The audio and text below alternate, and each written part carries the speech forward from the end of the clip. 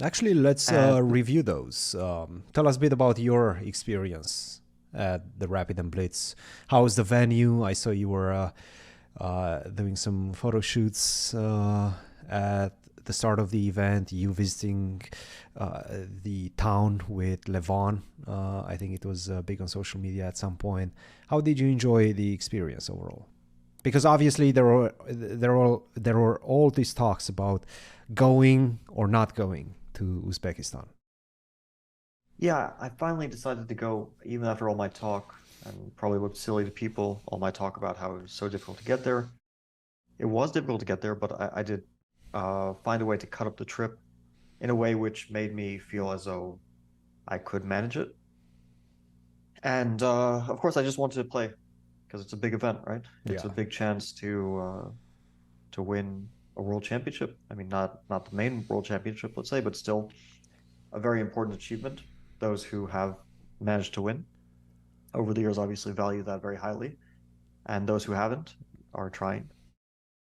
So I've gotten silver medal and bronze medal, but I've never gotten the gold medal. And of course, I was trying to do that. This time I didn't get close in either one.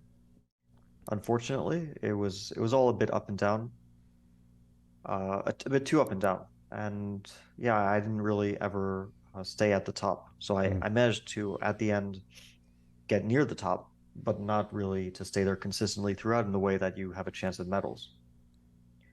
And Magnus in the rapid was, well, you can't really fault him for anything. I mean, he just basically was the clear leader from start to finish. It was a very smooth performance, and in the blitz, it was a bit less clear cut, but still he managed to pull through in the end and pretty solidly without even needing a tiebreak.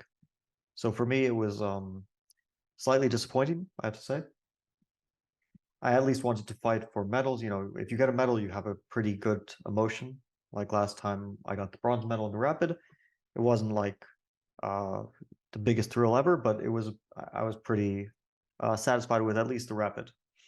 Blitz was very up and down. I'm talking about 2022, and this time I didn't even have that like little boost from getting third place or second place. Hmm.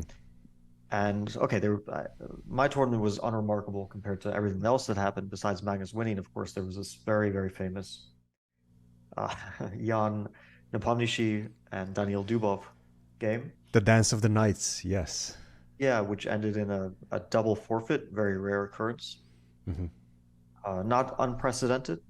It was something that you could actually expect because I've seen other examples of this, not at the very highest level, but two players play a game which is decided by whoever's in charge, which is very often the arbiters. I think it usually is arbiters who make this decision. That the game kind of puts chess into disrepute or whatever their terminology is for this. But basically, what happens is they decide that the players have not respected the game and therefore don't get the point that is usually shared in a chess game. And that's what happened. It was actually pretty potentially, you could argue, important for the tournament standings because if you look at the final standings, well, Wasn't Dubov was Dubov second like place half a point behind Magnus? in Basically, the final that half a standings. point in the final It was standings. Yeah, half a point. Yeah, of course, you can definitely say, well, the tournament goes entirely differently, right? of course. I mean, that wasn't the end of the tournament. Like that wasn't the last round. So all sorts of things could have happened, could have changed depending on that game. But yeah, if you look at the final standings, it's a pretty important half point. Yeah.